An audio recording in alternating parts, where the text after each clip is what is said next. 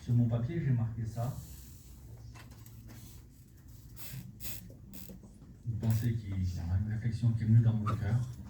J'ai marqué n'oublie pas. N'oublie pas qu'il y a Jésus dans ton cœur. Et gloire au Seigneur. Et cette lecture, vous la connaissez très bien, c'est l'évangile de Matthieu au chapitre 25. On pourrait la citer sans même lire la Bible. Mais il y a une chose ou deux qui m'a interpellé et qui a interpellé mon cœur et qui m'a donné à réfléchir un petit peu. L'évangile de Matthieu, chapitre 25, il dit « Alors le royaume des cieux sera semblable à 10 vierges qui, ayant pris leur lampe, allèrent à la rencontre de l'époux. 5 d'entre elles étaient folles et 5 étaient sages.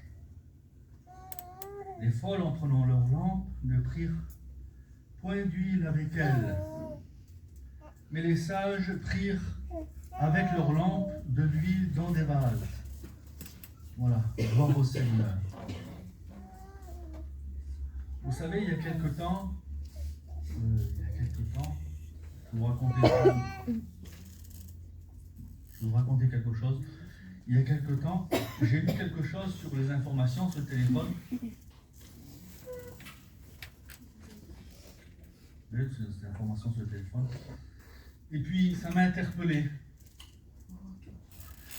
Il y a à peu près, il y a 3-4 mois de ça, j'ai lu ça sur le téléphone. Ça se passe en Inde. Et puis, là, l'histoire, elle nous dit, puis c'est des informations, c'est des faits réels.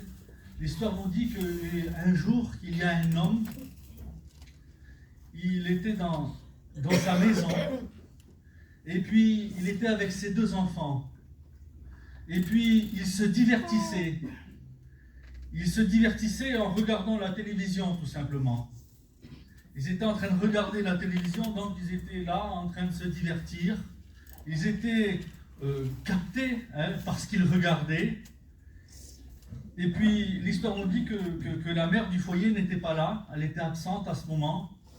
Et puis, l'histoire nous dit qu'à ce moment-là, ils étaient en train de regarder la télévision, ils se divertissaient, ils étaient pris dans ce qu'ils regardaient, ils étaient sur leur canapé, tranquillement. Et puis, l'histoire nous dit qu'à ce moment-là, il y a quelque chose qui rentrait dans la maison. Il y a quelque chose qui rentrait dans la maison. Sans doute que c'était ouvert, les portes étaient ouvertes, je ne sais pas, les fenêtres étaient ouvertes. Et il y a quelque chose qui rentrait dans la maison. Et ce qui rentrait dans la maison, c'est un serpent. L'histoire nous dit. Et ce serpent, il est venu doucement, il est venu sans qu'on s'en aperçoive. Il s'est approché d'eux. Et puis, il les a mordus, ce serpent, aux 3, aux 2 enfants et au papa qui était là. Et ce qui est interpellé, c'est que quand le serpent les a mordus, ils n'ont rien senti du tout. Ils n'ont rien senti. Ils n'ont pas senti de morsure. Et puis, l'histoire nous dit que tard dans le soir, après, à partir tard, 10h, 11h, je ne sais pas, les enfants, ils ont commencé à vomir, à se sentir mal. Et puis, ainsi que le papa aussi. Et puis, ils sont partis à l'hôpital. Non, ils ont été au docteur. Le docteur, il n'a rien vu. Ils ont appelé le docteur n'a rien vu. Il n'a pas su quoi dire, c'était quoi qu'ils avaient. Et puis, ils sont partis à l'hôpital. Et puis, avec des examens plus approfondis, on va dire, ils ont vu qu'ils ont été mordus par un serpent. Et puis, si je me souviens bien, l'histoire vous dit que je crois que les 2 enfants, ils ne sont plus là, si je me souviens bien. Et puis, le papa, enfin, c'est dramatique ce qui s'est passé. Et puis, quand la maman est rentrée chez elle, elle a regardé un peu et puis elle a trouvé le serpent dans la maison. Donc, on regarde au début cette histoire et puis, voilà. Mais à cause du manque de vigilance, du manque d'attention, à cause du divertissement, à cause qu'ils n'ont pas su veiller à ce qui rentrait dans leur maison. Le serpent est entré. Vous comprenez, vous voyez où je veux en venir. Et puis, ils étaient tellement pris dans leur moment de détente, ils étaient tellement pris dans leur divertissement, ils regardaient la télé, ils n'ont même pas senti la morsure du serpent. Vous savez, vous comprenez où ce que cette histoire, ce qu'elle nous fait comprendre spirituellement. Faisons attention. Et puis, l'autre histoire que je voudrais vous raconter, c'est un rêve que j'ai fait. Alors, je ne suis pas un visionnaire. Je ne suis pas vraiment, voilà. Vous connaissez. Il y a à peu près 3 mois de ça, j'ai fait un rêve. Un peu plus de 3 mois.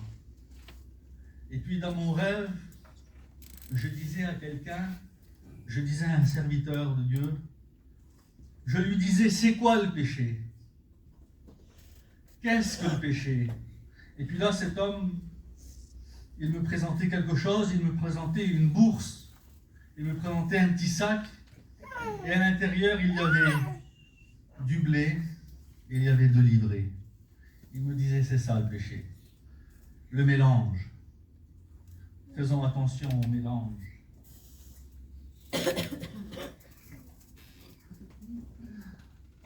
Donc voilà. Et c'est ce qui m'a donné à réfléchir par rapport à cette lecture qu'on a fait ensemble. Alors, on voit que dans cette lecture, il y en a 10 vierges qui partent à la rencontre du Seigneur.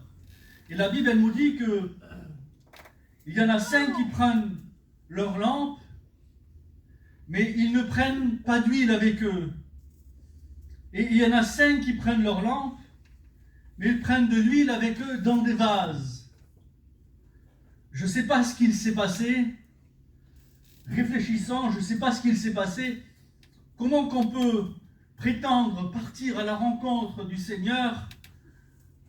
Comment qu'on peut prétendre aller à la rencontre de Jésus? Comment qu'on peut prétendre attendre Jésus sans prendre de l'huile, sans être conduit par le Saint-Esprit, tout simplement? Alors, une question se pose, c'est que qu'est-ce que ces folles, au lieu d'avoir un vase rempli d'huile, au lieu d'avoir leur cœur rempli du Saint-Esprit, qu'est-ce qu'elles avaient à la place? Qu'est-ce qu'elles avaient à la place de ça? Et puis c'est une question qui nous est posée, c'est une question qui m'est posée. Qu'est-ce que nous avons à la place du Saint-Esprit? Qu'est-ce qui peut remplacer le Saint-Esprit dans nos cœurs? Et puis, nous savons que le Saint-Esprit agit, nous savons que nous sommes nés de Dieu grâce à l'action du Saint-Esprit dans nos vies. Et je voudrais faire une lecture avec vous. Qu'est-ce qui peut corrompre ces choses-là? C'est une lecture qui se trouve dans ce que j'ai mis.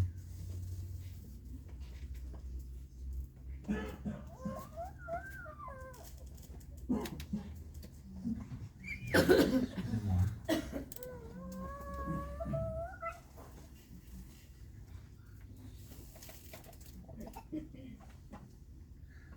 2 Timothée, chapitre 2 et verset 19.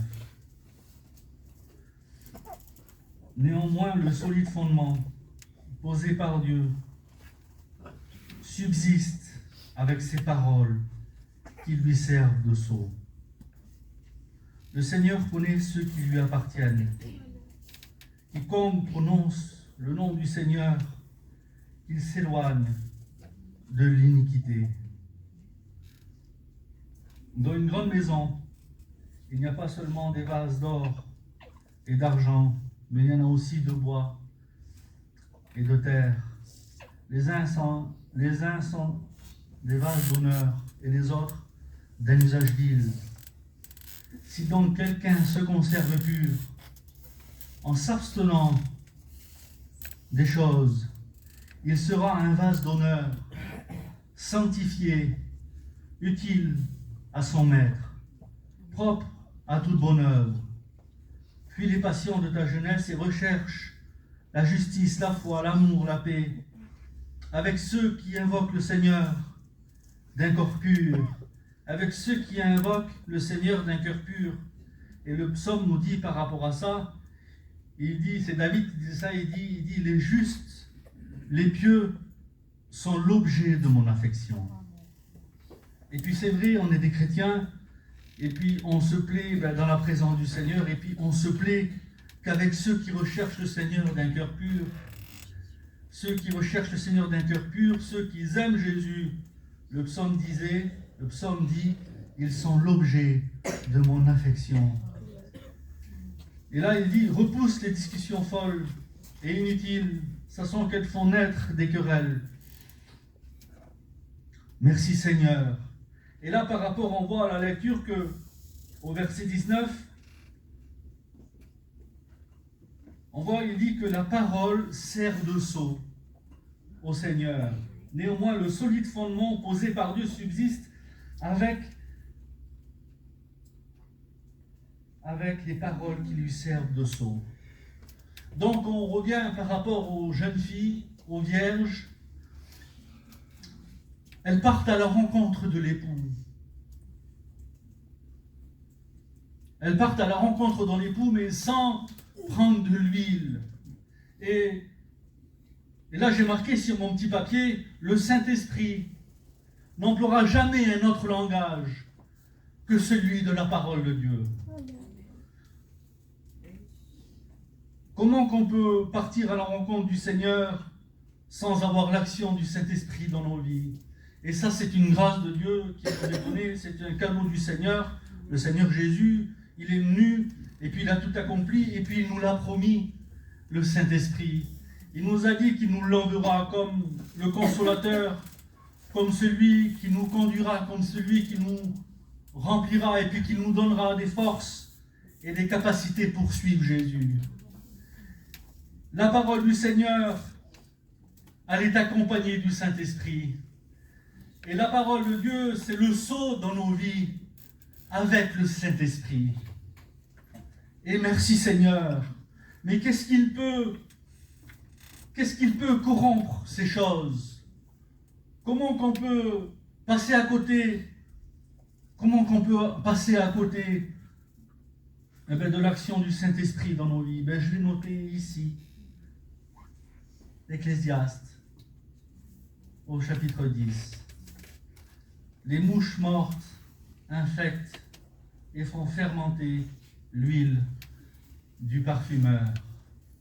Les mouches mortes font fermenter l'huile du parfumeur. Et vous savez c'est qui l'auteur de cette corruption? C'est le diable. Dans la Bible, il est appelé aussi, le diable, l'ennemi de notre âme, il est appelé aussi Belzébul. Et Belzébul, ça veut dire Dieu des mouches. Est-ce que vous comprenez?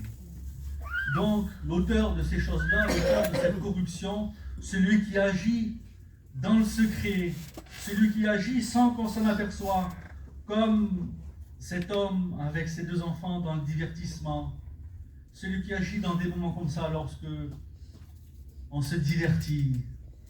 Je ne dis pas que c'est interdit de regarder la télévision, je ne sais pas ce que je suis en train de dire, attention, mais vous avez compris l'image. Lorsque on a dû laisser aller de la négligence, lorsque nous ne veillons plus comme la parole de Dieu nous l'enseigne, lorsque nous ne travaillons plus à notre salut avec de la crainte et du tremblement, eh bien, il faut faire attention. Il faut faire attention parce que la Bible nous enseigne qu'il rôde comme un lion rugissant, cherchant qui il va dévorer. Et celui qui corrompt, on l'a vu, les mouches mortes infectent et font fermenter l'huile du parfumeur, viennent corrompre nos cœurs. L'huile, symbole encore du Saint-Esprit. Le parfumeur, c'est Jésus, c'est la parole de Dieu. Et puis on va le voir, je l'ai noté ici. Regardez ce qu'il dit. 2 Corinthiens, chapitre 2, versets 14 à 17. Regardez ce qu'il dit. Grâce soit rendue à Dieu, qui nous fait toujours triompher en Christ. Merci Seigneur.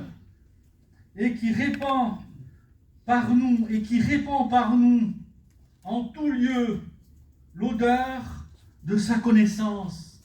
Je ne sais pas si, en le lisant encore, je le réalise maintenant. Et qu'il répand par nous l'odeur de sa connaissance. Ce que nous sommes. Grâce à Dieu, bien sûr, grâce à Jésus, grâce au Saint-Esprit, par nous, il répand l'odeur de sa connaissance. Par l'Église, il fait connaître son nom, le Seigneur Jésus. Et gloire à Dieu. Et regardez, nous sommes en effet, pour Dieu, le parfum de Christ. Parmi ceux qui sont sauvés et parmi ceux qui périssent. Il dit, aux uns, une odeur de mort, donnant la mort. Aux autres, une odeur de vie, donnant la vie.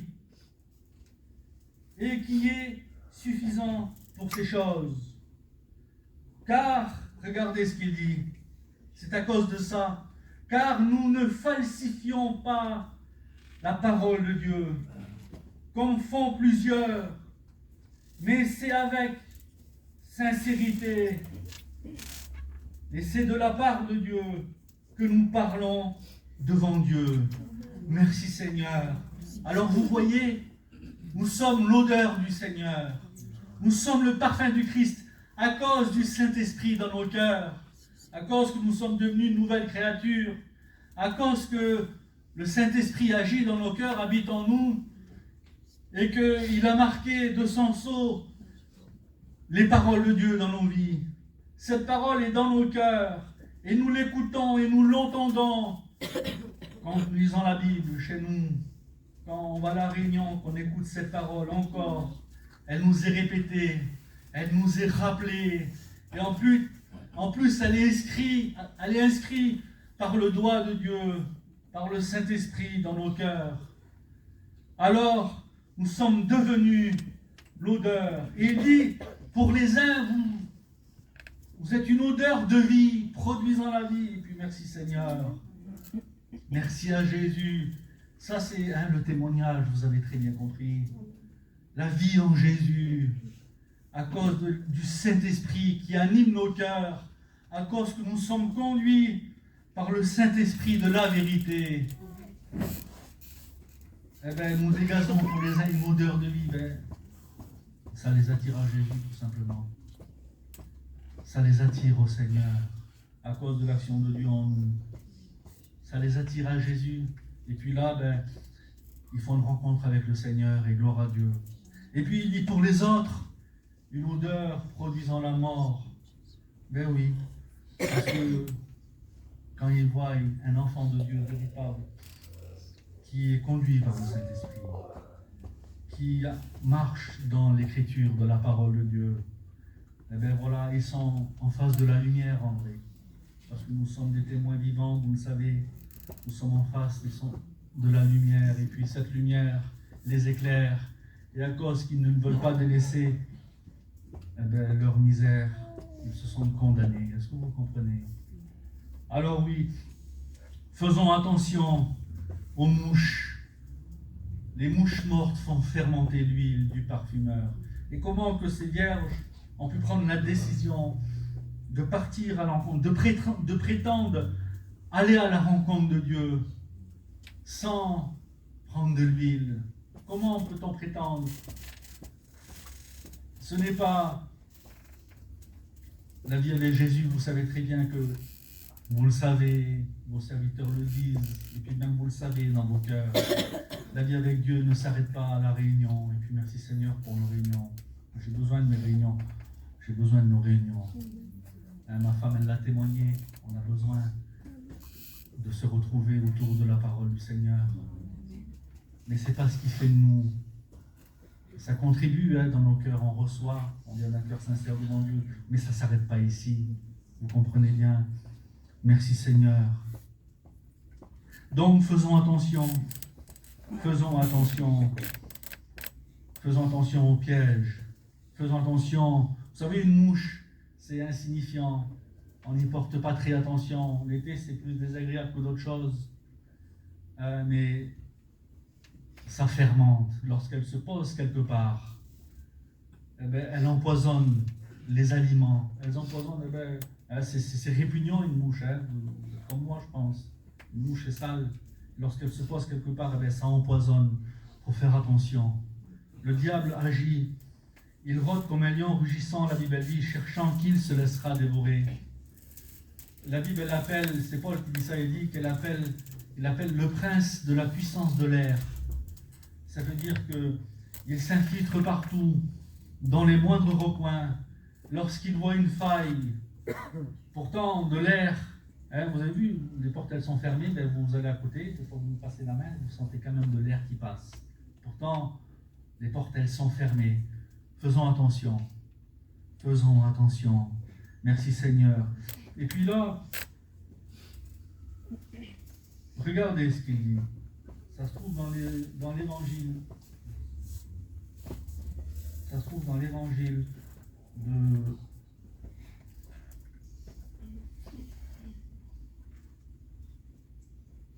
de l'évangile de Matthieu.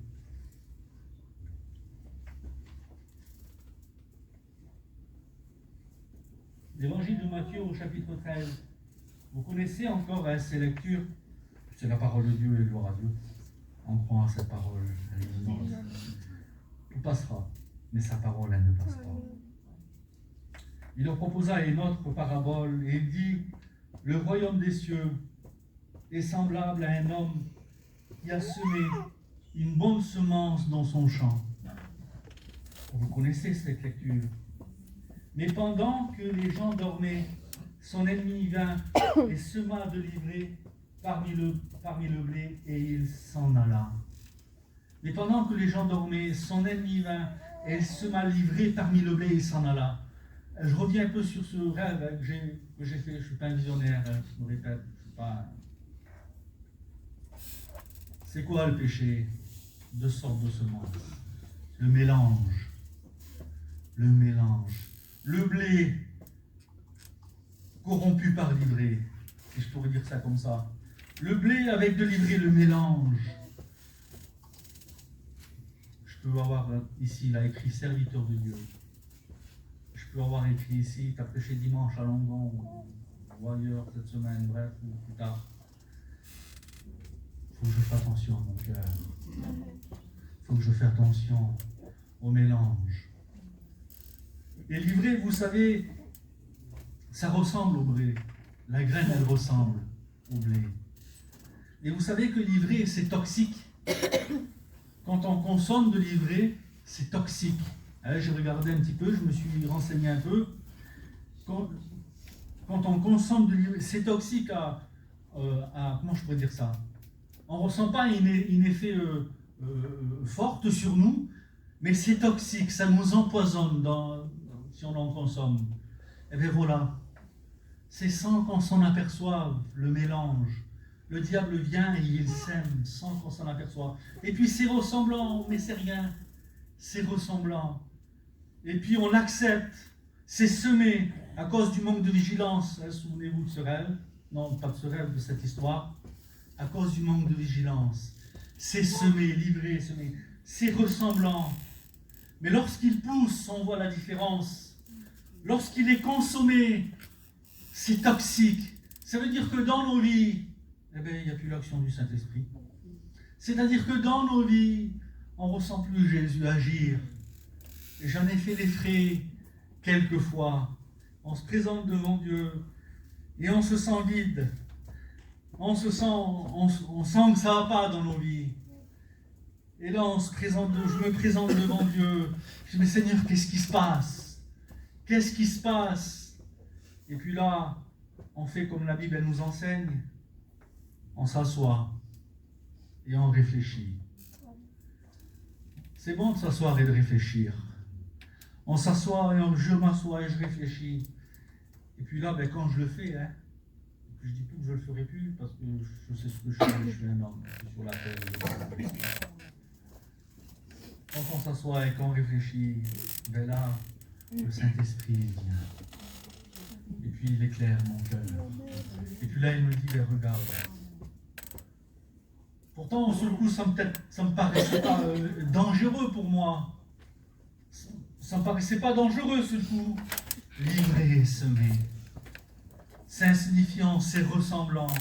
Mais quel danger. Après, ben, je ressens dans ma vie, dans mon cœur, que ça va plus.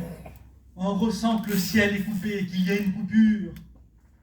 C'est pas que Dieu n'a plus les regards sur nous, Jésus nous aime. Mais on ressent qu'il y a une coupure. On ressent qu'il y a quelque chose dans nos vies qui se passe. L'ivraie a été semé. Le mélange a été semé. Et puis, comme je dis, l'ivraie, c'est toxique. Ça nous empoisonne. Et on ressent les effets avec le temps. Avec le sang, on ressent les effets. Et puis, plus on reste comme ça, ben, plus on est en danger. Et puis, ça nous éloigne du Seigneur. Ivraie, le synonyme, ivraie, zizanie. Zizanie, le désordre. L'ivraie, c'est le désordre dans nos vies, dans nos cœurs. Encore un autre synonyme, le mélange. L'ivraie aime le mélange. Le diable aime le mélange. Il sème pour mélanger, parce qu'il sait très bien que la parole du Seigneur de Dieu est semée en nous.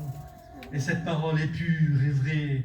Elle est agissante par le Saint-Esprit et Dieu ne tolère pas le mélange. C'est Jacques qui dit ça, il dit que Dieu chérit l'esprit. Il le chérit, l'esprit. Il le chérit tellement que c'est avec jalousie qu'il le chérit, qu'il affectionne cet esprit qu'il a fait habiter en nous. Donc Dieu ne tolère pas le mélange. Il nous veut que pour lui et lui seul. Il est notre Dieu. On dit, Seigneur, tu es mon Dieu, tu es mon roi. Et un roi est assis sur un trône. Et sur son trône, il règne. Il règne en maître. Il règne en vainqueur. Est-ce que vous comprenez? Alors si je dis que Dieu est mon Dieu et qu'il est mon roi, il est assis dans mon cœur et c'est lui qui le règne. Dieu ne veut que pour lui tout seul. Vous comprenez? Donc Dieu ne tolère pas le mélange. Le diable, lui, tolère le mélange. Parce qu'il sait très bien que ce mélange, petit à petit, progressivement, va nous éloigner de Dieu. Si ça viendrait, quand c'est flagrant, vous comprenez, quand c'est flagrant les choses, on dit, je vais venir gros comme une maison. On est là, on dit non. Mais quand c'est progressivement, c'est fin, tout doucement, ça nous les éloigne de Dieu.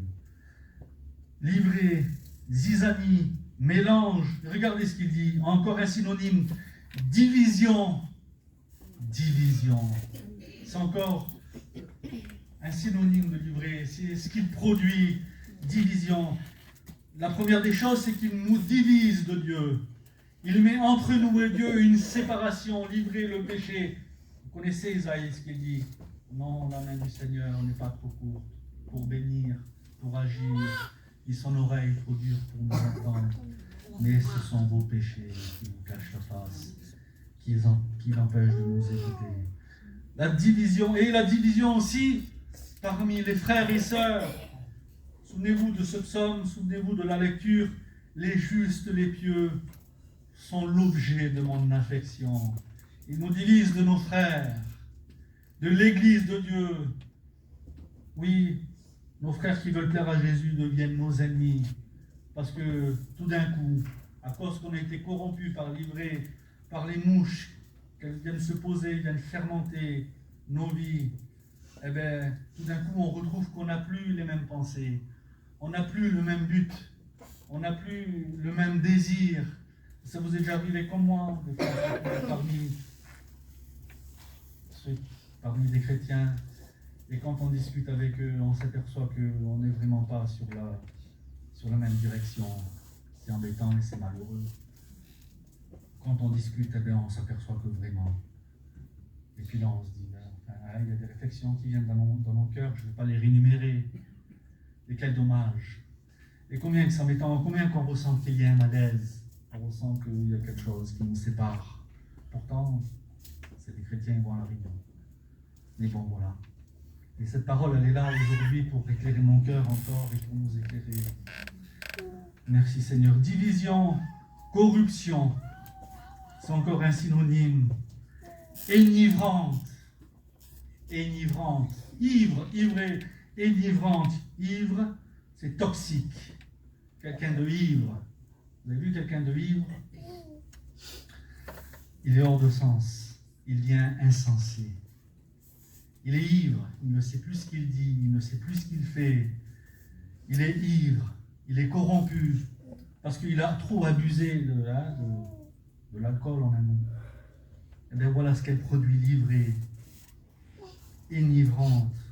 Lorsque on était corrompu, lorsque l'ivrée a été semée, qu'on l'a laissé germer, et bien son fruit enivrante, on est ivre, c'est-à-dire que on déraisonne, notre raisonnement n'est plus sain, notre raisonnement n'est plus réfléchi selon la parole de Dieu. Parce qu'on sait que quand Dieu vient habiter dans nos cœurs, et quand son esprit vient pour renouveler toute chose en nous, pour vient renouveler notre esprit, nos pensées, eh bien, on devient des hommes et des femmes intelligentes. On devient des hommes et des femmes sages et intelligentes, avec une réflexion saine et pure qui est basée sur l'Écriture. Mais lorsque l'ivrée est semé, et lorsqu'il pousse, eh bien, il vient lui pour corrompre même ces choses-là.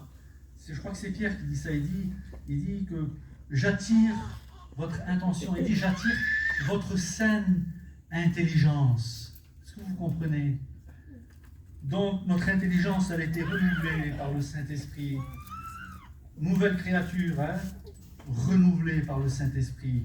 Et l'ivré, lui, il vient pour à nouveau. Il est semé pour corrompre même nos sens. Eh bien, on en vient, Matthieu 25. Les folles et les sages. Les folles, elles ont été corrompues par l'ivrée.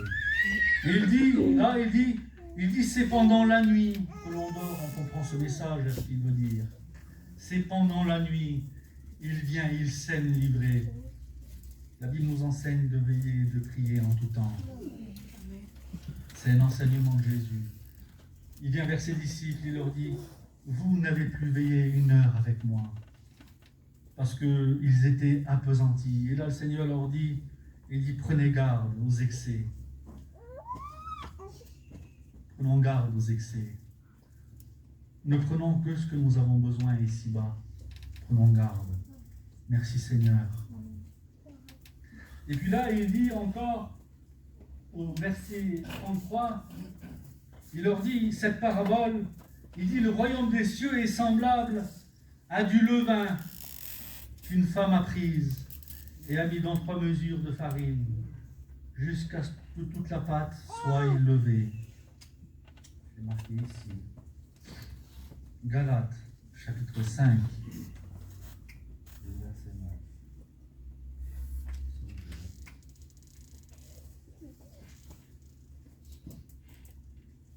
Galates chapitre 5 et verset 9, il nous dit,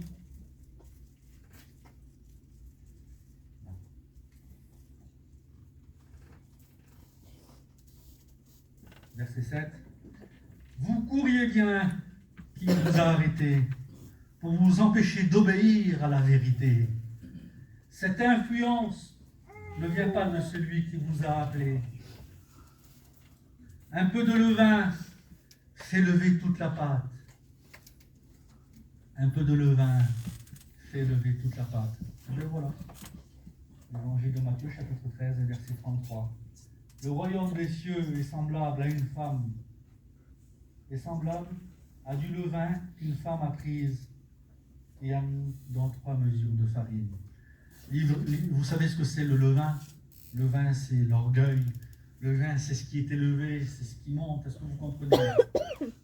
Ça paraît inoffensif, pourtant, quand on lit l'évangile. C'est une femme, elle prend du levain et elle le met dans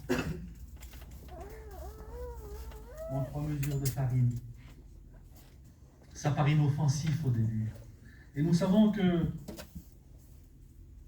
la femme, symboliquement dans la Bible, est représentée comme la séduction, comme le monde, comme la séduction.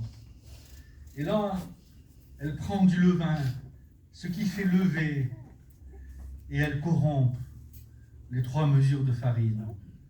Faisons attention à la séduction. Faisons attention à l'ivrée. Il dit un peu, il n'en faut pas beaucoup. un peu de levain fait lever toute la pâte.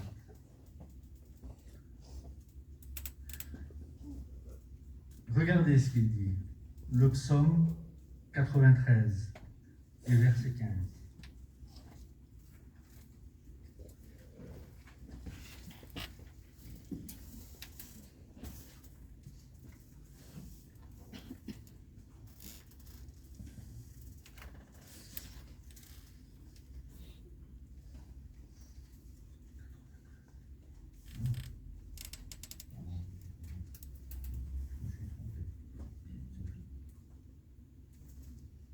Psaume 92. Psaume 92. C'est pas 93, c'est 92.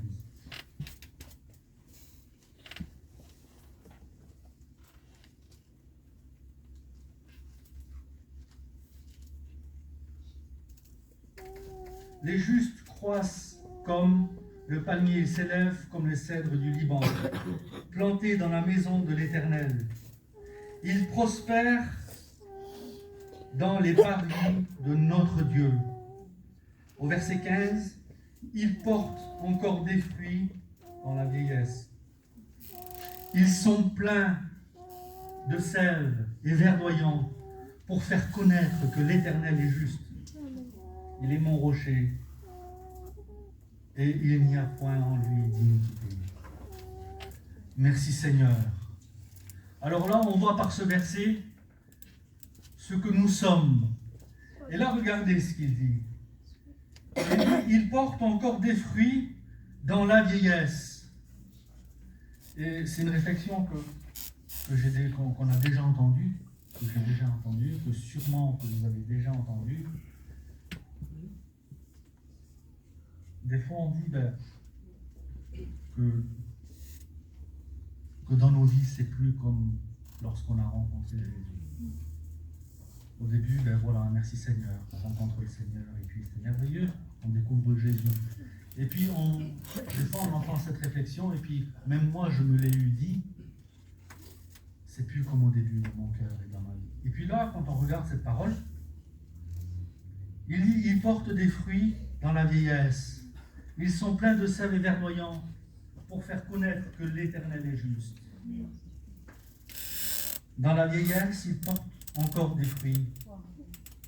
Ils sont pleins de sève et verdoyants pour faire connaître que Dieu est juste. Et puis, ce qui nous donne à comprendre ce verset davantage, c'est 2 Corinthiens, chapitre 4, et verset 16.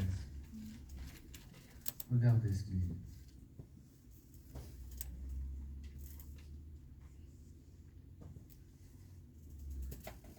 C'est pourquoi ne nous perdons pas courage.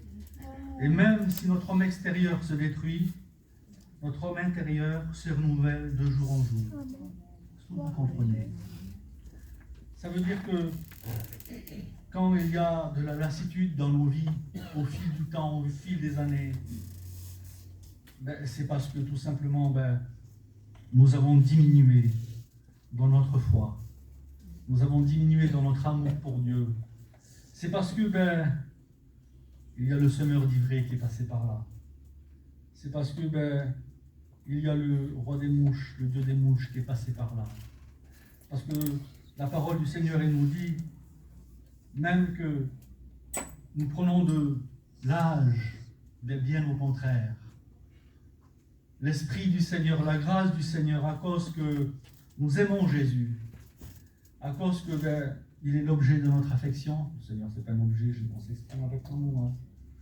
À cause qu'il est toute notre affection, notre cœur, nos désirs ne se portent que vers lui chaque jour. Ne se portent que sur lui chaque jour. Et là, le Seigneur, malgré le temps, malgré les âges, malgré le temps qui passe, il se renouvelle. Ça se renouvelle dans nos cœurs et dans nos vies. S'il y a de la lassitude dans ton cœur et dans ta vie, dans mon cœur et dans ma vie, c'est parce que on comprend la parole du Seigneur. C'est parce que il y a autre chose qui a été semée et qui prend la place. Et ce qui a été semé, ce n'est pas la parole de Dieu, ça ne vient pas de Dieu, ça vient de l'ennemi. Et ça vient corrompre, ça prend la place. Et là, on se retrouve dans nos cœurs et dans nos vies, eh ben, une autre tendance. Une autre tendance. C'est le psaume qui dit ça. Il dit, je ne mets pas ma confiance, il dit, dans mon arc. Il dit, je ne veux pas mettre ma confiance dans mon épée, mais je veux mettre ma confiance en toi, Seigneur. Est-ce que vous comprenez ce que ça veut dire? Dire que je ne mets pas ma confiance dans mon arc, dans ma vision, parce qu'une arc, hein, c'est on vise un but, vous comprenez? On tend vers un but, c'est ça, quand on vise avec une arc. C'est-à-dire que je ne mets pas ma confiance dans mes projets, dans ma vision des choses, dans ce que moi je crois savoir. Je ne mets pas ma confiance dans mon épée, et l'épée, on sait que c'est la parole de Dieu. Je ne mets pas ma confiance dans ce que je crois savoir dire, ou dans ce que vous comprenez, dans ce que je dis. On en a fait les frais, j'en ai fait les frais, hein, vous avez vu, malheur à l'homme qui se confie dans l'homme, qui prend la chair pour appui. Et béni soit l'homme qui se confie dans le Seigneur. Quand on met notre confiance en nous, quand on met notre confiance dans notre... Quand on vise, nous, hein, quand on vise autre chose que le ciel, quand le but, c'est autre chose que le ciel, eh bien, c'est parce qu'il y a eu une corruption. C'est parce qu'il y a quelque chose d'autre qui a été semé.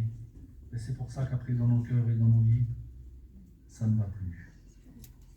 Ça ne va plus, tout simplement. Alors, faisons attention.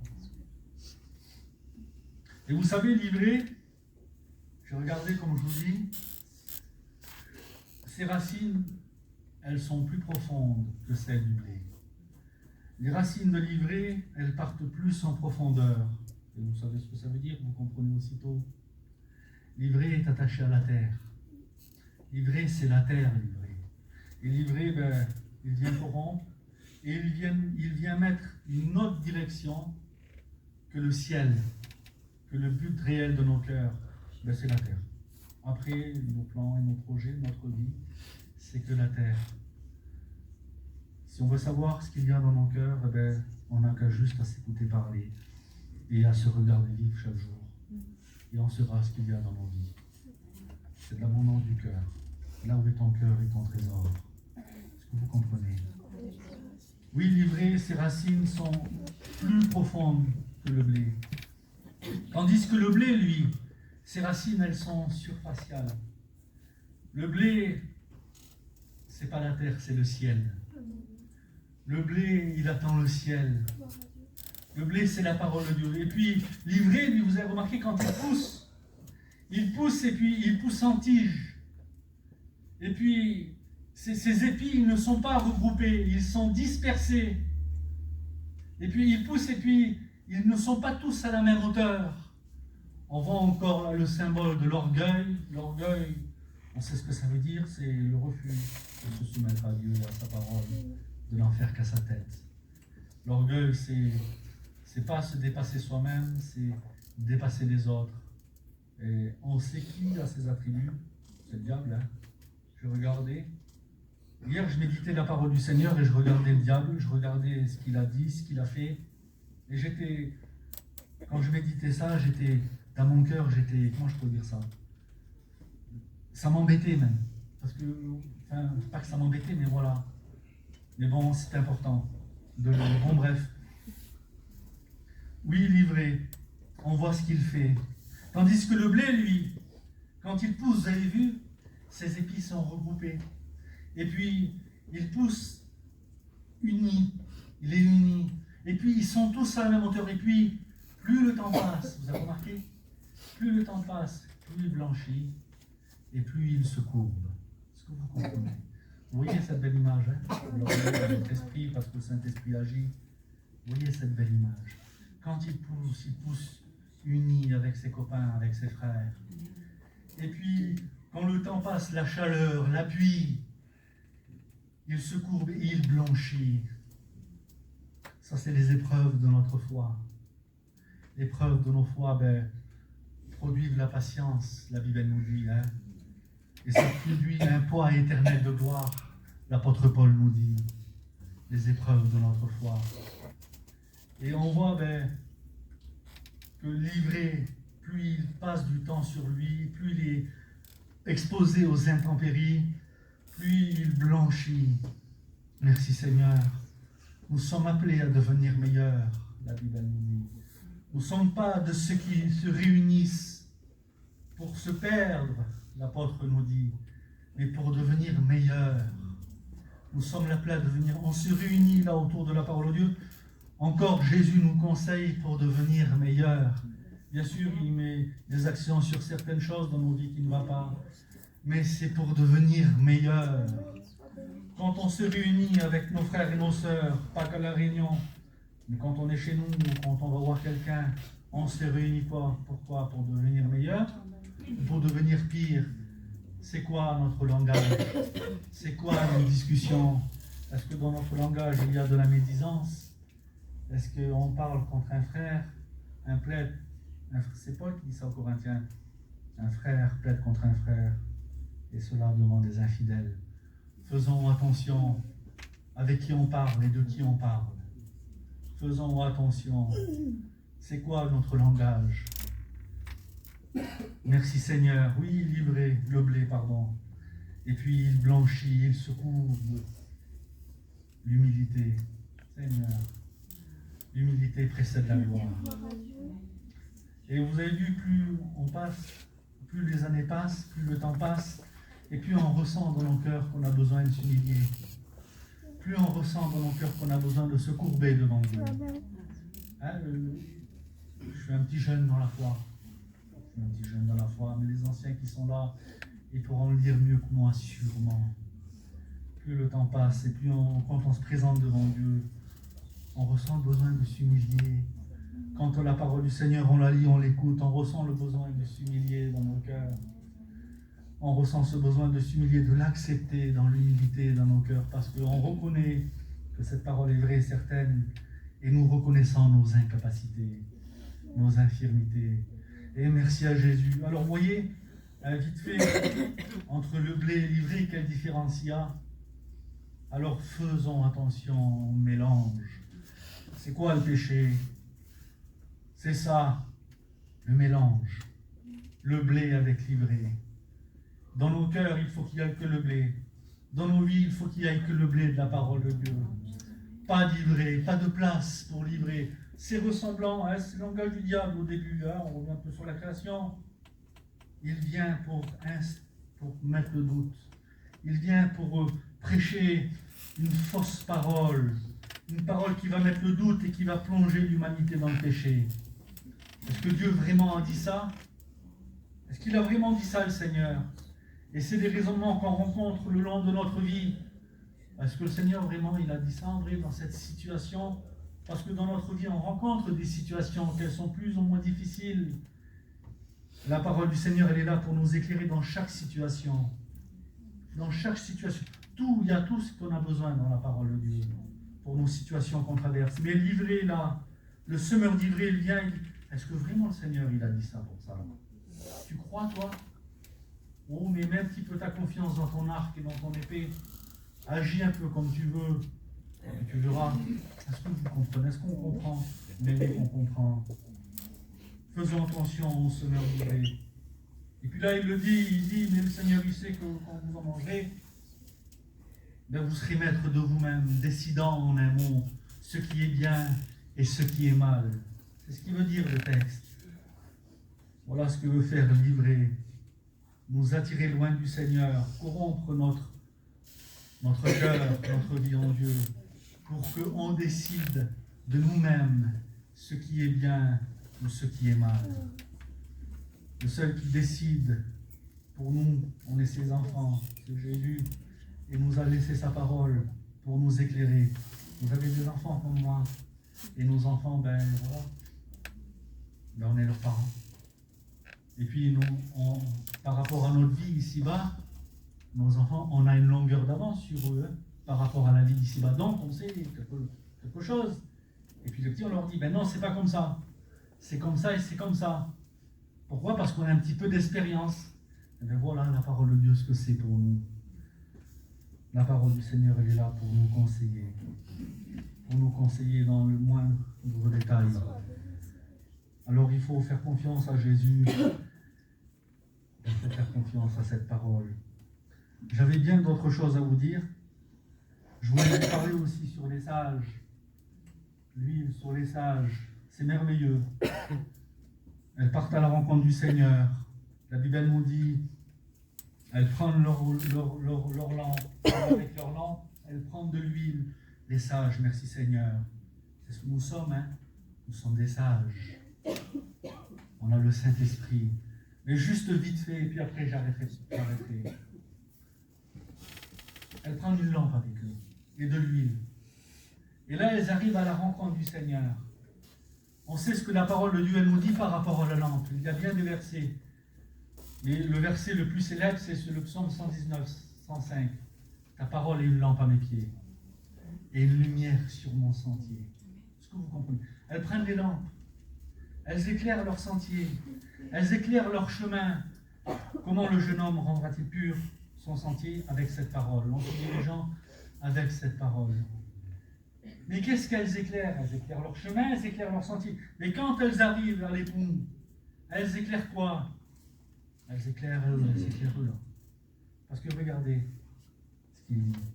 Juste ce verset. Et puis il y en a plein des versets qui parlent de ça dans la Bible. Mais juste j'en ai pris un. Autrement, ça serait trop long. Regardez ce qu'il dit. C'est le prophète Ésaïe qui dit ça. Alors le prophète Ésaïe est là. Là. Le prophète Ésaïe est là.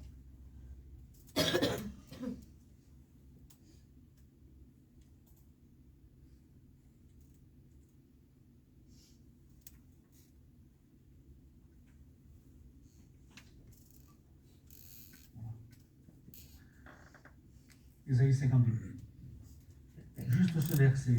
Réveille-toi, revêt ta parure, Sion. Réveille-toi, revêt ta parure. Vous savez ce que c'est qu'une parure? Vous avez vu, il y en a, bref, dans les mariages, ils mettent des parures, les femmes. Des décorations. Des décorations. Une parure. Vous savez ce que c'est, les sœurs, une parure? Sinon, je sais, vous savez, ils mettent des parures, ils décorent là. Avec leur lampe, elles éclairent là, leur parure. Et vous savez ce que c'est que la parure? C'est les fruits d'esprit. C'est la parole de Dieu. C'est les bénédictions qu'on a acquises le long de notre trajet avec Jésus sur la terre. La parure, les perles. Elles se présentent devant le Seigneur avec la lampe, elles éclairent. Elles éclairent leur chemin, bien sûr. Elles éclairent leur vie, leur chemin. Mais quand elles viennent vers Jésus, elles éclairent leur parure. Regarde, Seigneur. Regarde ma parure, Seigneur. J'ai fait attention à ce que tu m'as donné. J'ai fait attention à la parole de Dieu dans mon cœur. J'ai fait attention, Seigneur, au Saint-Esprit dans ma vie. Regarde ma parure, elle est là, Seigneur. Regarde ma parure. Et on comprend mieux ce texte d'Apocalypse qui dit que c'est à ses pieds qu'on jettera nos couronnes. Est-ce que vous comprenez? La gloire est pour lui, bien sûr. La gloire appartient à Dieu et il ne donnera pas sa gloire à un autre, le Seigneur. Mais le Seigneur a tout fait, a tout accompli pour ce jour glorieux et merveilleux qui nous attend, qui est le ciel. Hier, je réfléchissais à ça et je terminerai par ça. Je me disais, Seigneur, c'est peut-être bête ce que je vais dire, ou peut-être que je raisonne mal. Je dis, mais Seigneur, pourquoi encore? Pourquoi encore, Seigneur Dieu, prêcher ta parole? C'est faux ce que tu dis. Pourquoi encore, Seigneur, annoncer le message? Pourquoi? Pourquoi, Seigneur? J'avais cette réflexion dans mon cœur. Eh bien, justement. Et c'est l'apôtre Paul Éphésiens qui nous répond. C'est pour célébrer sa gloire. Pour que nous partons célébrer sa gloire. Pour que nous soyons avec lui dans sa présence pour l'éternité. Pour célébrer sa gloire. C'est pour ça que Jésus nous parle. Et il nous parlera toujours. Et il nous parlera encore et encore. Il nous dira les choses pour qu'on parte avec lui célébrer sa gloire. Alors revêt ta parure. Merci Seigneur. On prie Seigneur. On prie notre Dieu.